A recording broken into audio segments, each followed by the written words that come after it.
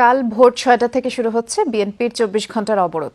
এর পরের দিন অর্থাৎ বৃহস্পতিবার সকাল সন্ধ্যা হরতাল। এসব কর্মসূচির সমর্থনে দেশের বিভিন্ন স্থানে মশাল মিছিল করেছেন নেতাকর্মীরা। সন্ধ্যায় ঝিনাইদহ কালীগঞ্জের খয়েরতলা এলাকায় মশাল মিছিল করে বিএনপির নেতাকর্মীরা। মিছিলটি শহরের বিভিন্ন গুরুত্বপূর্ণ সড়ক প্রদক্ষিণ করে। নেতারা এ সময় বলেছেন, এই অবৈধ তফসিল বিএনপি মানে না, জনগণের ভোটের অধিকার ফিরিয়ে আনতে রাজপথে আন্দোলন করে যাবে তারা।